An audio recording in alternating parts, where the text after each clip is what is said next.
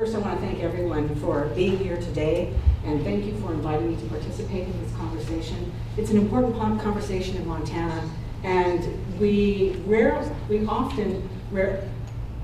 have the opportunity to have these conversations outside of tribal communities. So I appreciate the thoughtfulness of the planners of this event to include American Indian issues in this conversation. So I am Marilyn Bruguier Zimmerman. I'm an enrolled member of the Fort Peck, Assiniboine, and Sioux tribes up in the northeast corner of Montana, and most often when I'm in tribal communities I say, if I sound like I have a Canadian accent, it's because we're about 70 miles from the Canadian border and about 5 miles from the North Dakota border. So I started out as a social worker there. I was invited to come and be the founding director of the National Native Children's Trauma Center in 2007. Prior to that, we were the Montana Center for the Investigation and Treatment of Childhood Trauma. And in the course of being a part of that center meant that at the time, start over. Montana Center for the Investigation and Treatment of Childhood Trauma was funded through the Substance Abuse and Mental Health Service Administration, or SAMHSA. It was a trauma center known as a Category 3 trauma center in the National Child Traumatic Stress Network. Has anybody ever heard of the National Child Traumatic Stress Network? Yay, good. So the network was created out of a conversation that began, I think, a little bit around ACEs, but also around 9/11, when then President Bush became aware of the impacts of a terrorist attack on the mental well-being of the adults in this country, but not just the adults, but of the children. Because he became aware of his own PTSD, like own PTSD symptoms watching the towers fall every night, right? But the national conversation wasn't just about what's the impact of terrorist attacks, but other kinds of violence. Witnessing domestic violence, being the victim of neglect of violence in your home, gang violence, community violence. And so there were those people that had been addressing these issues around trauma treatment models for children who had been exposed to violence across the country. And the big thoughts back then in about 2001 was, what we need to do is train all of the therapists across the country in evidence-based trauma treatment models, because that's not the norm for our kids in this country. We're having all kinds of different kinds of therapeutic models, but none of them are specific to trauma. And so they created the initiative to create the funding, they created the network to begin to train professionals in trauma treatment models. The gold standard at the time is known as cognitive behavioral therapy, CBT, right? It was around this time in Montana that some of the College of Education folks in the College of Ed at the University of Montana were having conversations with teachers and administrators across the state. And they were talking, particularly in Indian country, they were having conversations about ADD and ADHD, students who suffer from those diagnostic disorders, but the medication wasn't working on them. So we began to think about what else could it be? What else could be accounting for the children having to have IEPs, right? Often when I go into Indian country, I will ask a room this size of teachers or administrators, and I say, how many of your children have IEPs because there's cognitive delays? Nobody's hands go up. How many of your children have IEPs because of behaviors? Everybody's hands go up, right? So we sought the funding, we received the funding, and we started to have conversations with network folks. Because we were housed in the College of Education, we were looking for therapeutic models that could be in a school setting. And so I think Laura St. John mentioned it today, CBITS. We looked and talked with Dr. Marilyn Wong, one of the developers of the cognitive behavioral intervention for trauma in schools, that was developed in the Los Angeles Unified School District for Latino immigrants. Whoa, what does an urban setting, Latino immigrant population have to do with rural reservation kids? Well, we asked these questions. Gee, those kids were living in households with very high rates of poverty. So are ours. Those kids were living in households with impaired caregivers, either for substance abuse or mental health disorders. Ours too. Those kids were exposed to gang violence. Ours too. Those kids had access to weapons. Ours too. See the correlation? Maybe we thought, what if we use this and see, first of all, because we're good researchers, we'll ask the question, do American Indian kids suffer from PTSD-like symptoms or childhood traumatic stress, because PTSD is an adult diagnosis, childhood traumatic stress, and if they do, will this evidence-based treatment model work with this population? We piloted in 2 reservation communities, and the answer to that question was yes, stunningly high rates of childhood traumatic stress. We used the child post-traumatic stress screen, we used the life event scale that measured exposure to violence, and we used Beck's depression inventory.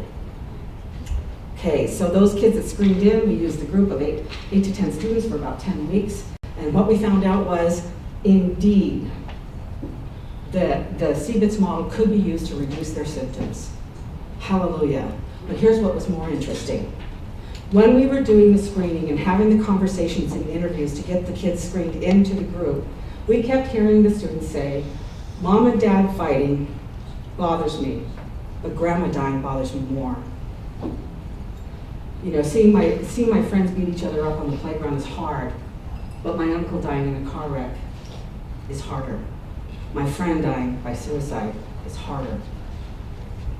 My dad, you know, having to be deployed is hard.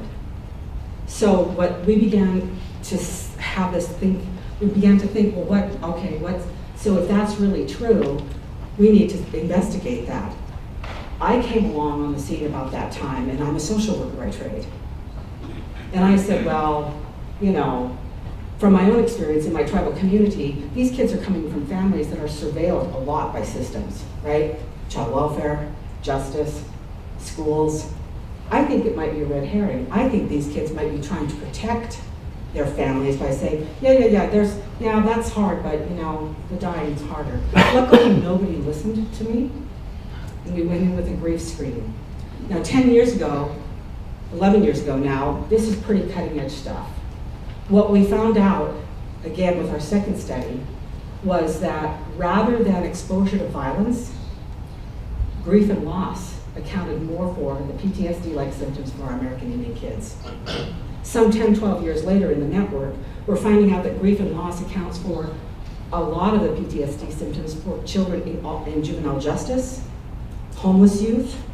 So what does that mean? That means we respond differently, right? Our systems respond differently. We have an ethical responsibility to think about and take into consideration grief and loss and how we might treat those kids. So that's the beginning of the work. We are particularly mindful because over half of us are tribal members in our agency. We're particularly mindful of the really bad behavior of university researchers has in the past, where they've extracted information out of the communities, gone off, created careers, and all of the studies and information was never useful to the community. So we're really cognizant of how we work respectfully, ethically, and responsibly, and again, tribal communities. And so that's what this slide is about. So why do we want to talk about trauma? And so I'm going to skip a lot of slides because Todd covered them. I have those slides too, so my version of them. So why do we need to talk about trauma? You guys are all here because you know why. It's a pressing public health issue. It's treatable, right? It's not destiny. People can heal from it. We have to have the right strengths-based models that we use no matter what we're doing, no matter what system we're working in. And then finally, it asks the right question. So you've heard this morning that people say, we've stopped saying what's wrong with you. We've started asking what happened to you. But I'd like us to go one little step further and say, not only what's happened to you, but what do you remember about it? How do you interpret it? What do you feel about it? What meaning do you make of it, right? I'm pointing at something I don't know. So just a note of caution, when I'm in tribal communities, when we have this discussion about exposure to violence, childhood neglect and abuse, sexual abuse, it can trigger a lot of people and it can bring back some really hard memories. So we always want to be cognizant of who's in the audience and who's there, and we always have this slide.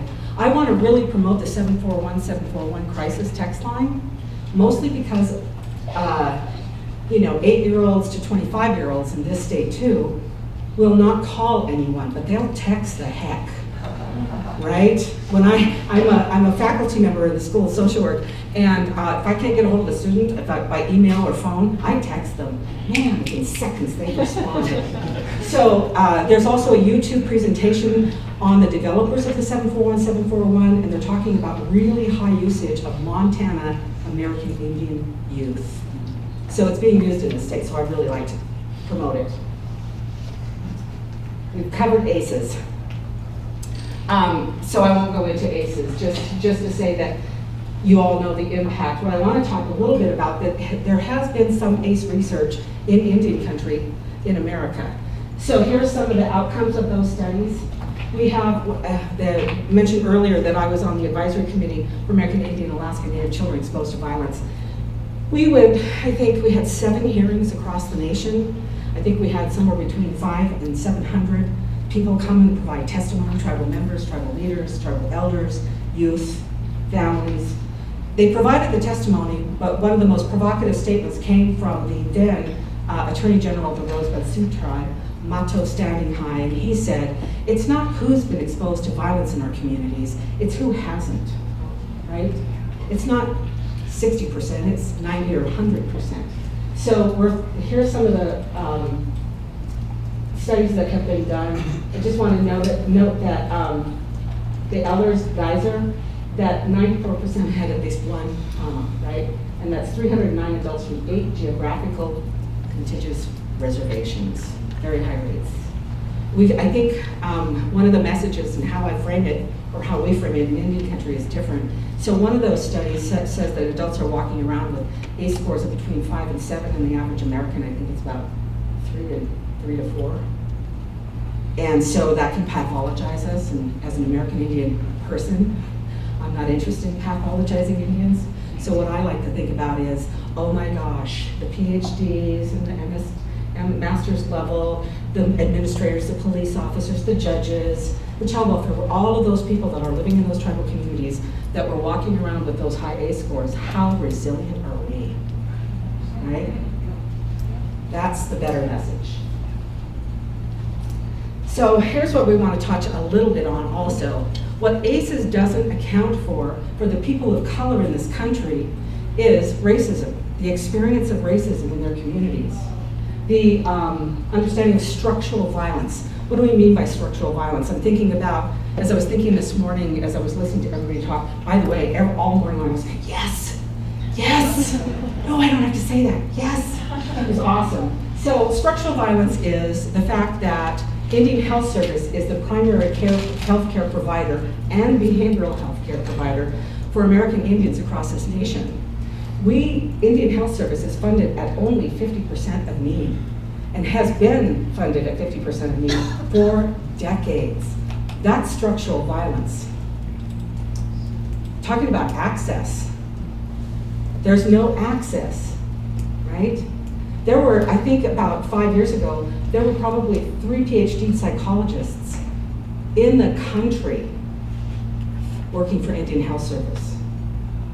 Most were master's level. That's okay too. But just knowing that. The experience of racism in this state is real. I was watching a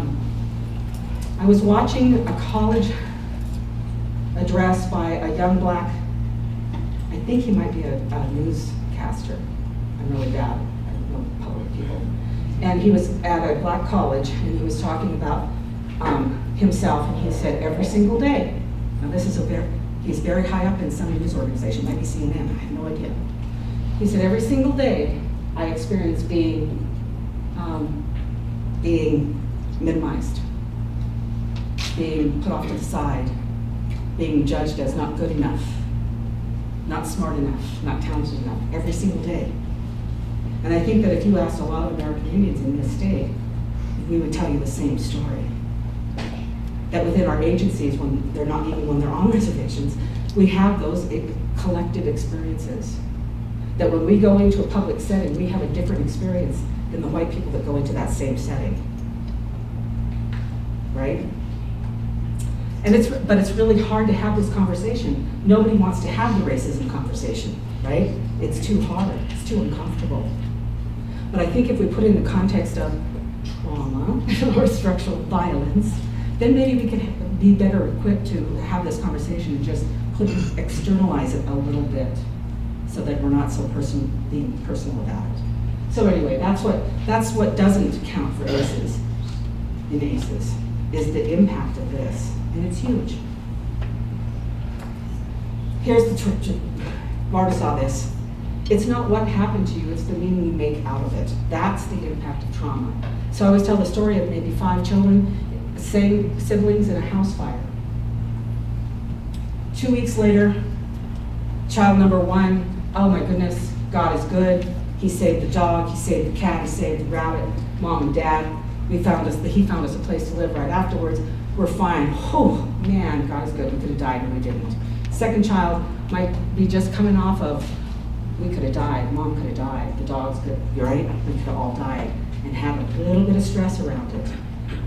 But now they're adapting. They're building on the resiliency that's inherent, and they've got good parenting that's supporting them. But there might be the third child who keeps ruminating and having nightmares and not being able to forget and responding to any sort of trigger or reminder of fire in an unhealthy way, non-adaptive or maladaptive. So it's really the meaning that you make of it. Bree, can you tell me when there's about 30 minutes left? Thank you. So we're thinking about the range of situations. I think everybody in here understands. What we're talking about for most of the kids in this state is not necessarily those car wrecks or house fires, even floods, right? We're talking about chronic exposure, about chronically impaired caregivers, chronic sexual abuse, chronic neglect. These are kids that are experiencing this every day, all day long. We'll talk about that later. So here's the definition from the Childhood Traumatic Stress Network about what childhood traumatic stress is. Say, those who have been exposed to one or more traumas over the course of their lives, and they have these symptoms that persist over time and affect their daily lives. In contrast, that's when they begin to have symptoms, right? PTSD-like symptoms. Just want to talk a little bit about the epigenetics of trauma. And here's that little teeny piece of why we all do differently. So epigenetics is really, we've all got these genes and they all get turned on or turned off, right? And sometimes it's our circumstances or our experiences that turn them on, turn them off. I don't know why I'm not diabetic, but I'm not. Hallelujah, right? I'm American Indian, I've got all the risk factors. I'm American Indian, I'm this much overweight, I'm this much sedentary, I eat crap. So, why aren't I? Apparently, my little gene hasn't been triggered. They can be turned off or turned on, right? So that's the other part of the good news. But the reason that I want to bring up epigenetics is that I want to begin to talk about historical trauma and thinking about the generations of American Indian children that had generations ago, maybe 100 years ago, and why it's impacting our kids today. So I always have this question: what's truer than truth? Who knows? Just a guess. There's no wrong answer. Your perception of the truth? Your perception of the truth. Couple more. Oh, come on. Beliefs. What? Beliefs. Beliefs. That's good. One more. Instinct. Instinct. Okay, those all could be true. But today, according to this Jewish proverb, what's truer than the truth is the story. Right? It's again that way of making meaning. So thinking about the story, what is the story that American Indian communities have that's unique to them, right? It's a story of marginalization, oppression, forced assimilation strategies by the federal government that didn't work, acts of genocide against the people, but we're still here, right? That's part of our story in this country and in this state. So that's what we want to talk a little bit about right now. So I want you to know that historical trauma remains a theory in Indian country. It was originally coined by a researcher, Dr. Maria Yellowhorse Brayhart, and she was doing her study about Holocaust survivors and their children and grandchildren who were exhibiting the same sorts of traumatic responses as their grandparents who were in internment camps during World War II. But these children and grandchildren had never been in an internment camp. They were born in America. So why did they have the same sorts of responses? And she began to think of her own Lakota community and family and thought maybe this is an explanation for, we're not a pathological people, we're a resilient, culturally grounded people. Why do we keep struggling with poverty and alcoholism and drug addiction and violence? What's going on? Could it be this? And where is its origins? So it's a theory. So another American Indian researcher says that it's a collective complex trauma inflicted on a group of people who share a specific group identity or affliction. It is the legacy of numerous traumatic events, a community experience over generations, and encompasses the psychological and social responses to those events. That's one definition. So it is about history. It really is about the loss of land, language, the criminalizing of our spirituality. It was not legal for us to practice our religion until 1978, right? Interesting. Placing on Indian reservations, some of us who were placed on our reservations were taken from our homelands and placed there. For me, as an Assiniboine, the Fort Peck Reservation borders happen to be where my people have been for 10,000 years. I'm a 251st generation Montana. Right? I know, when I speak to I'm a 4th generation Montana.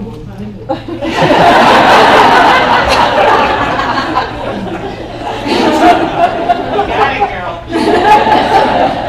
So, and then boarding schools, which were going to have an exercise, and then the child welfare system that removed American Indian children and placed them in white foster and adoptive homes, not necessarily because of abuse or neglect, just because of the cultural differences that the child welfare workers didn't understand about how the children were living in the circumstances that they were living in. So, Whitbeck and his colleagues wanted to quantify historical trauma, because we can have anecdotal conversations about, well, this is who we were, and this is what happened to my mom or grandma, and this is what our family looks like. But he wanted to sort of, how do you quantify? And so it was really about the loss of language, spirituality, culture. And so he researched this, and we have to remind ourselves that some of these historical events aren't that far off, right? These are probably maybe 30 years ago that some of these same issues were still going on. So he asked those questions. How often do you think about the loss of land or language? How about the losses from effects of alcoholism on your people? Never? Yearly? Monthly? Weekly? Daily? So look at the dailies. So the loss of language, daily, almost 30% of tribal members will think about the loss of their language every single day. Right? Almost 30% want to think about the impacts of alcoholism on the well-being of their families and community every single day.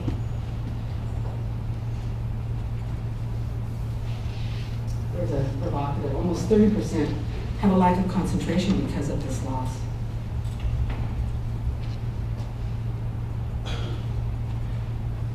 People under 30 in American Indian communities have the same sort of historical trauma scores as those people that are over 30. So it's not the elders that are having these thoughts, it's our adolescents also. And then individuals who with substance abuse experience more distress related to historical losses than those that don't. Again, understanding the impacts of these sorts of losses should indicate how we respond differently in treatment and supports, right? All right, here we are, where I wanted to get. So how much time do I have left? 40. 40? Okay, take our time. So we're going to do a historical trauma exercise, and most of us are going to be up at the front.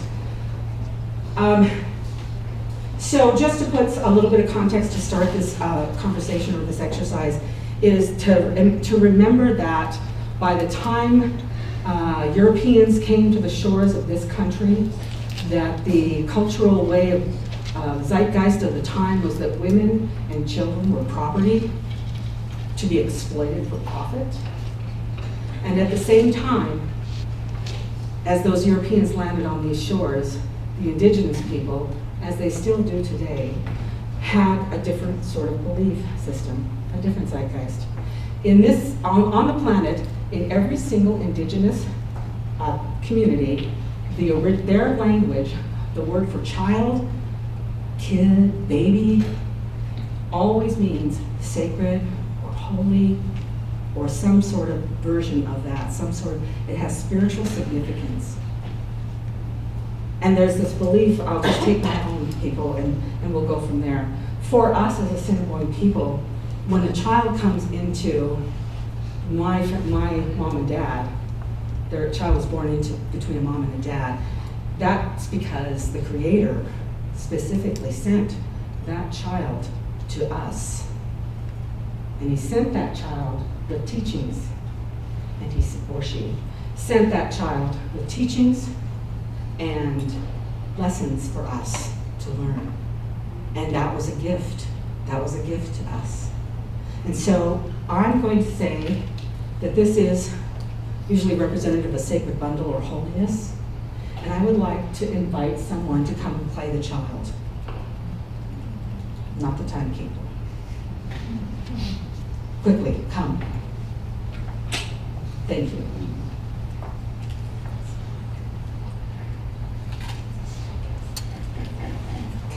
Great, thank you. Now I need a mom and a dad. And it can be 2 men or 2 women. Gender is not the issue in this exercise. I need a mom and dad, quickly. We only have 40 minutes. Come on up. All right. You heard me say, oh, here's one. You can be next, okay, Grandpa. So, Mom and Dad, how do you feel about this baby? Wonderful. Wonderful. Beautiful. Excited. Excited. Tell me why. Hopeful. About? Just new opportunities. There's next generation. Next generation, hopeful. Life. The spark of life. Spark of life. All right, good. I need 2 sets of grandparents, maternal and paternal. Come on up.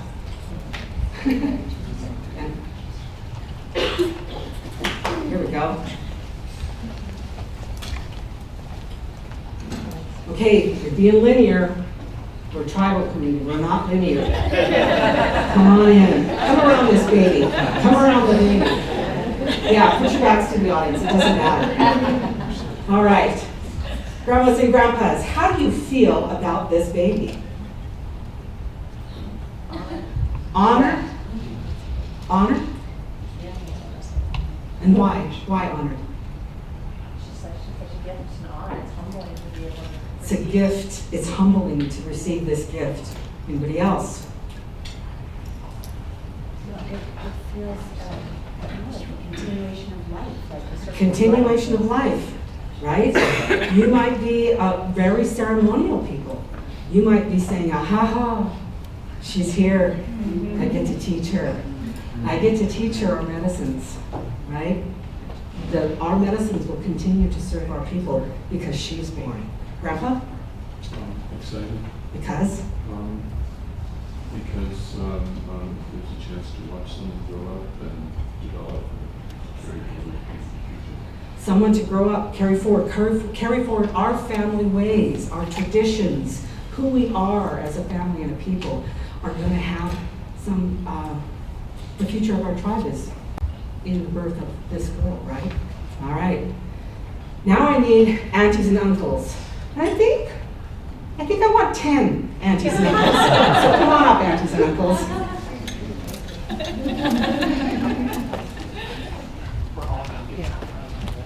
Don't be shy, come on.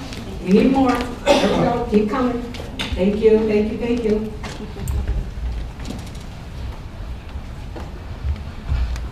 All right, aunties and uncles, how do you feel about this baby?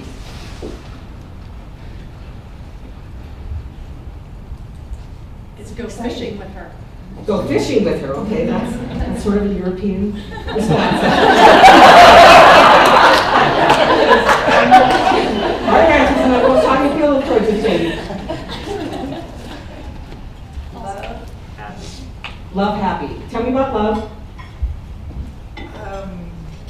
Just love. Like, being that is going to be part of my life. Gonna be part of your life, yes. Happy because? It's just the gift of new life. Right. Okay, any other aunties and uncles? Opportunity. For? Opportunity for shared learning and growth. Opportunity for shared learning and growth. Okay, I saw another auntie want to say something? Excited. Because? To be able to share a child's life with them. To be able to share, right? Okay, here it is. No nuclear family in Indian country. Never has been, probably never will be, right? The child that is born to these two people, to this man and this woman, are not just their responsibility. The responsibility for the upbringing and the well-being of this baby resides in all the people represented here. In the grandmas and grandpas, in the aunties and uncles. They have their cultural and religious responsibilities to this child, and they will fulfill those responsibilities. They will take them seriously. That baby girl will be disciplined, will be taught, will be loved on by all of these people, right? Now, let's see. Let's do 20 elders. Come on, 20 elders. 20 elders.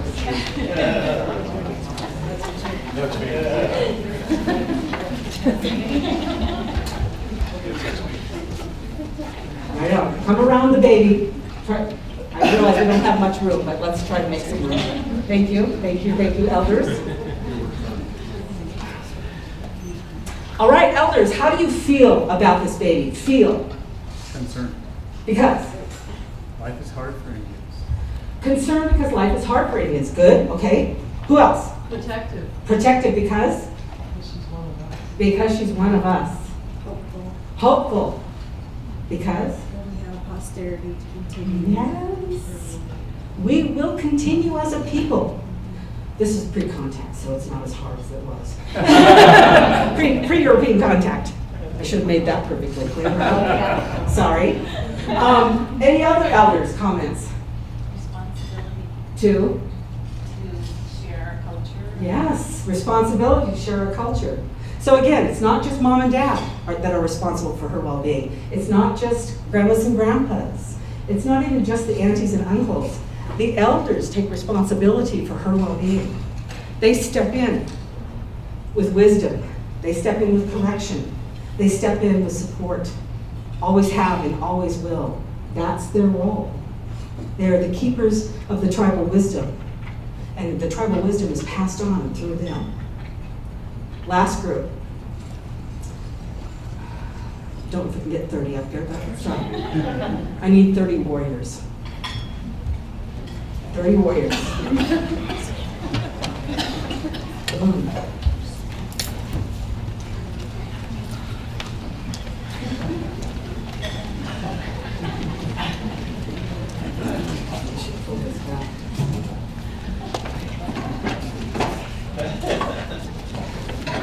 Come on, warriors, come around front too. Come around the baby as much as you can. Let's try to get circular. Yeah. Come on in, warriors. Come on in. Come on in. Come on in. Come around this baby. All right, the warriors, you're going to have to shout it out. What do you feel towards this baby? Protective. Protective, how? Why? Want her to be safe. From? Harm, yeah.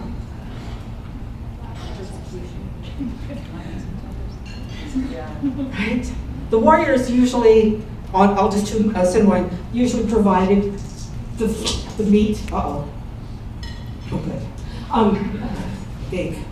Provided the meat, acted like a police force in protecting the villages, right? And do you think that the warriors know who she is? Yes, they do. Yes, they absolutely do. Because they're responsible for every single person in that community, right?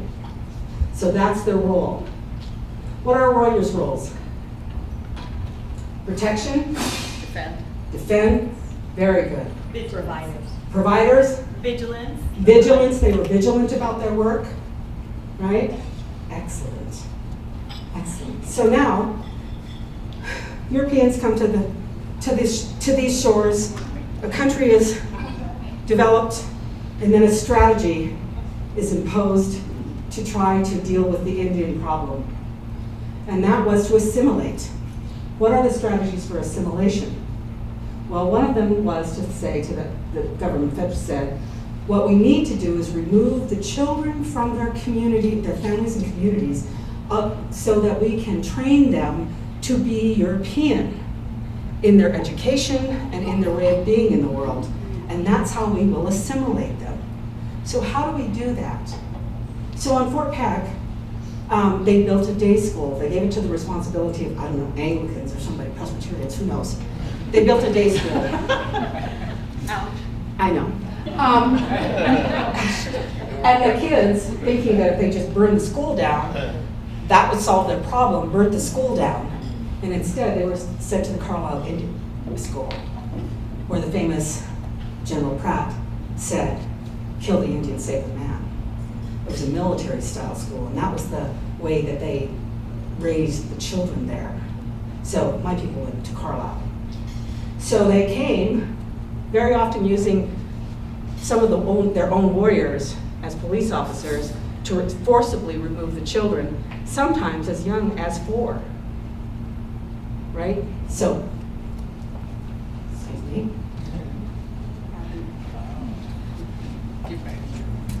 Go. See you later. All right. I want you people to feel the loss of that. Feel the loss of her removal. Mom and Dad, what are you feeling? Devastated. Because? Our close family members is suffering, and we're suffering without them. Yeah, we're Without that suffering. connection.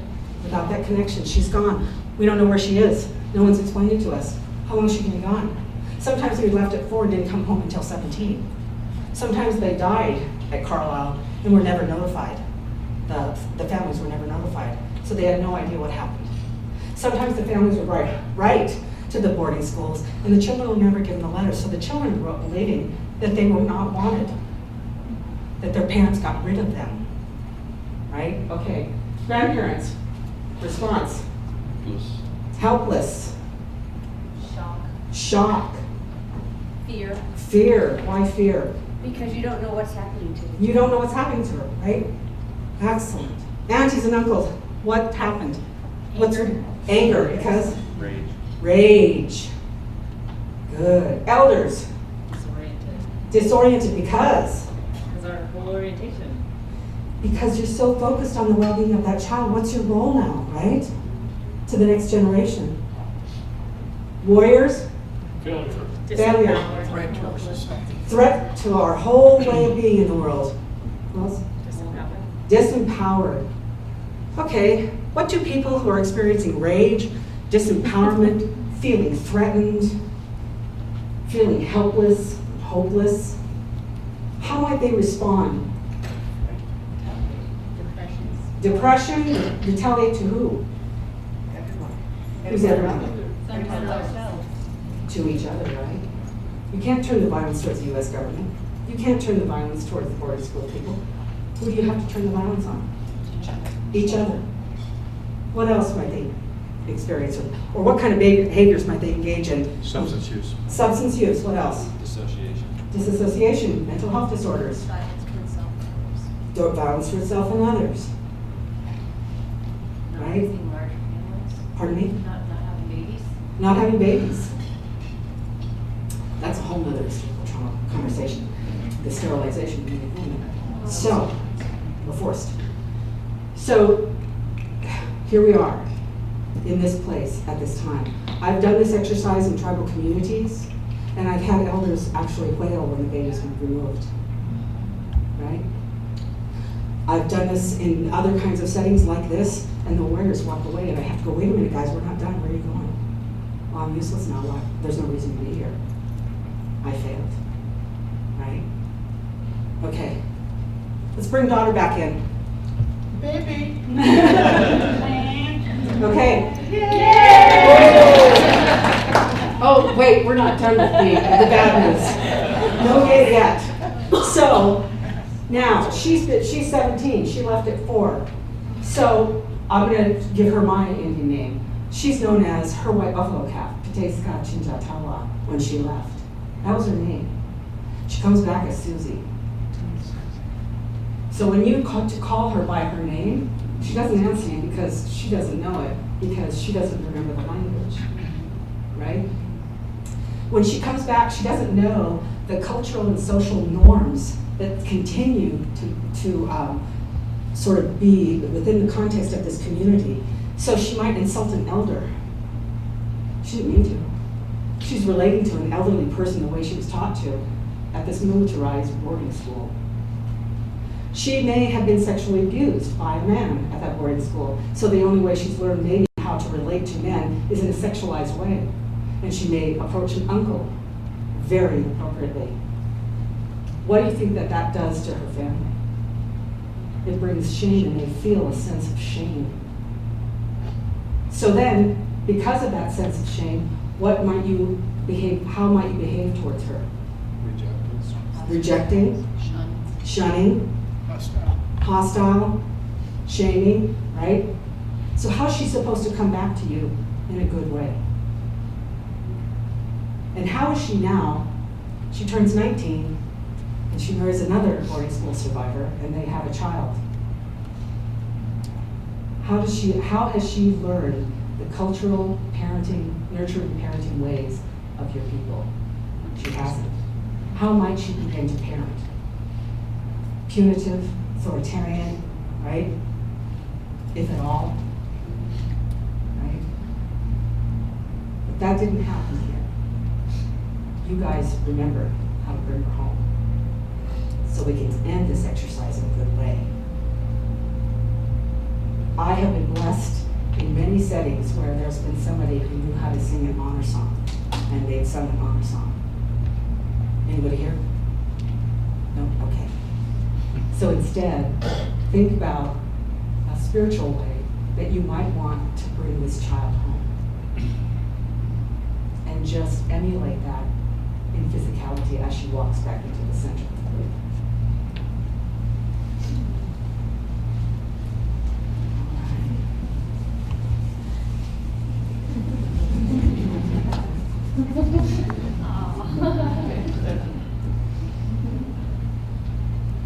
She's returned, having had these traumatic experiences, to a safe, nurturing environment, to where she knows that she's loved and supported. And so the healing can begin for her and for you as family and community. Thanks, everyone.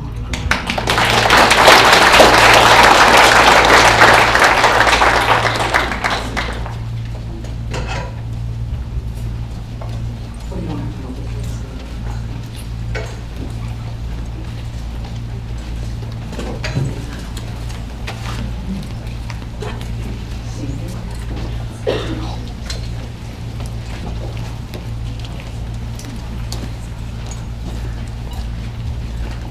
So here we fast forward to today. We fast forward to think about the implications for child welfare or justice systems. And here's what Maria Yellowhorse Braveheart believes that very often that they return to, and now the epigenetics of poor parenting outcomes and poor family outcomes and mental health disorders and substance use disorders are impacting today because of our history. Because we had disruptive and ineffective and destructive parenting that we learned in those situations. Multi-generational, insensitivity to the child's needs. So not just for American Indians, but those of you who work with young families, do you ever notice that sometimes mom or dad won't even seem to notice when the baby's diaper's really, really wet? They seem unaware. It might be around trauma experiences. Poor school relationships for obvious reasons. weak spiritual foundations. They don't know who they are. They come back into their community without accessing, because it became illegal while they were gone, their spiritual and cultural ceremonies, their sacred songs, access to their medicines of all sorts. And finally, a very, very weak ethnic identity where there is the belief that white is better always, and that I have to deny who I am as an American Indian person to do well in this society. I want to add to this conversation that something about poverty. So if you see in the state of Montana, the little red marks are Indian reservations, and the green marks are where there's pervasive poverty. So what I want to say about that is, it's not that poverty is a crime or a sin, but what it does is, it doesn't just deplete the economic resources of the caregivers, it depletes their social, their emotional, their spiritual resources, and there's not much left over for good parenting. That's why we have to think about the impacts of poverty, particularly in this state. We're a very poor state. And here's a big piece of the conversation in Indian country that I think really helps us. Todd kept saying it, those aren't those kids, those are our kids, those are us. And I think that's a huge strength of tribal communities, is that we do really truly believe that those are our kids. And that the well-being, that if all of the children are hurting, then none of us are well, right? We have to address the needs of all of our children for us to have a sense of wellness ourselves. How much time do I have? So 20. 20? Okay. I'm gonna end with these, well, we'll see. So we have these protective factors that we promote in tribal communities. We believe that ceremony, spirituality, is something that we want to embed in our evidence-based treatment models, that when we go into tribal communities and work with systems. That's not our conversation, other than to really endorse it. That's the local community's conversation, and how they do that is the local community's right and responsibility. So we work in systems, and we work in school systems, child welfare systems, juvenile justice systems, primary care. We think about all of the systems that touch the life of a child in a tribal community. And we have never gone into a tribal community where we weren't invited. We have never imposed our work on anyone, and it doesn't matter who invites us. We try a leader, an elder, child welfare agency, a school, we go. And we work around the country. I rattled off the list this morning. We work from the East Coast to the West Coast with different tribes. The state tribes that we've worked with all 7 reservations. By the way, there are 7 reservations and 11 unique tribes in the state of Montana. However, think about this, Bozeman. In Missoula, in our school district, there are over 52 tribes represented. Right? Do you know where the highest urban Indian population is in this state? Butte, Montana. I know, I mean, what? I have no idea. Anyway, so that's how we sort of go in. Because we have that CBITS model, we would go in and we train in these evidence-based treatment models in systems that couldn't sustain them. And they couldn't sustain them because the systems weren't trauma-informed. So for us, trauma-informed is not necessarily a buzzword. It's really, truly authentic good work to create a system that supports the sustainability of an evidence-based treatment model, and even a system that doesn't have a need treatment model. It's just good practice. Child welfare, we've done some good work.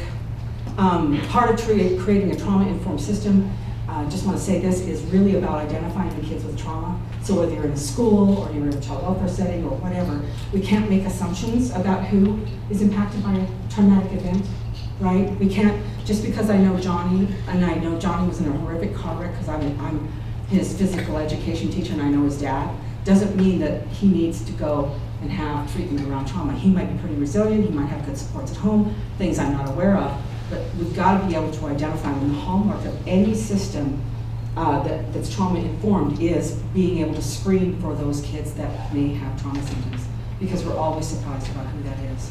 Again, the other big piece is also screening for grief and loss as it relates to these response to traumatic events. We're in primary care.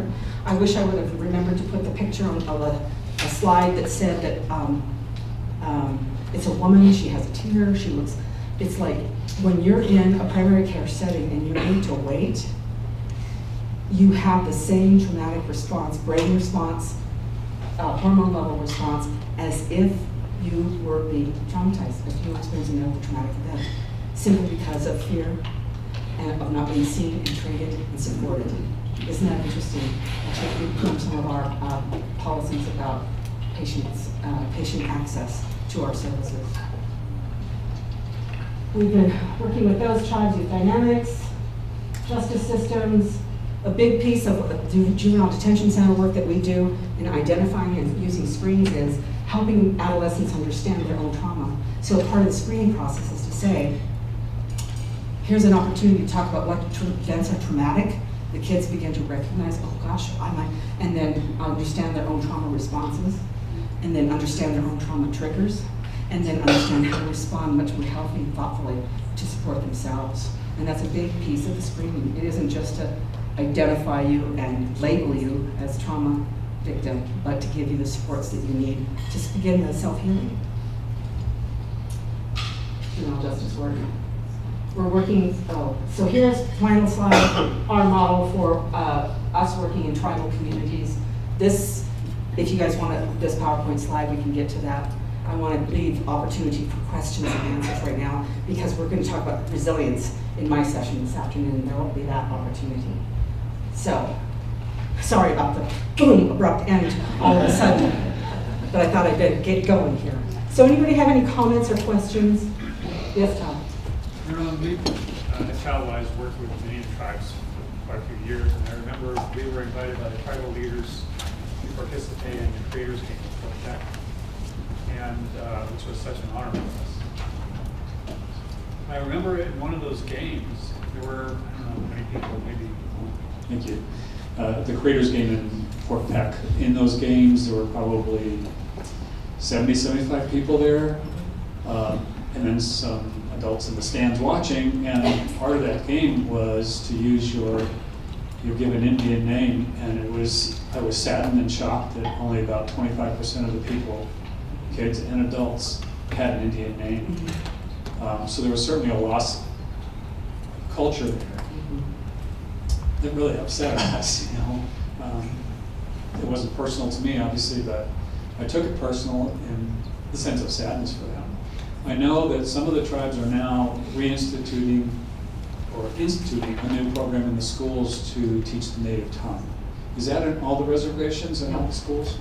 So that language revitalization or language immersion in schools or language programs that are put in school settings on the reservations in Montana are all unique to the different tribes and unique to the people that are teaching it. We used to have old elders come and talk Indian to the kids, and that went over like a lead balloon.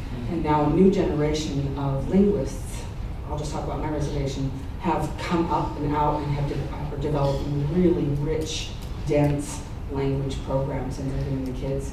Part of the only 25 people out of 75 or whatever. So remember when I said that the religion was illegal? It was illegal for a long time, and so the beliefs and the ceremonies and the songs went underground. And for Northern Plains tribes, all of our sacred objects are held within a bundle. And so the bundle keepers went underground. They still practiced, but they practiced in secret. And so because they practiced in secret, it wasn't open to the general community. So even those that didn't leave the reservation may not have had access. And part of getting your name is ceremony, right? You can't just, you're salad. Right? You participate. So that's a big piece of why. But it's unique, it's diverse. Randy Growing Thunder is at Fort Peck, and she's done a tremendous job. I think she's gotten some national awards. Yeah, but it's critical. Can you imagine learning that the Assiniboine word for you are a sacred being compared to your hey kid might have on your self-esteem, right? Any other questions? All right. I'm going to assume that you're all comfortable. ready for lunch usually, right? I won't stand between us and lunch. Thank you for your participation, and thank you for being invited to be a guest. Thank you.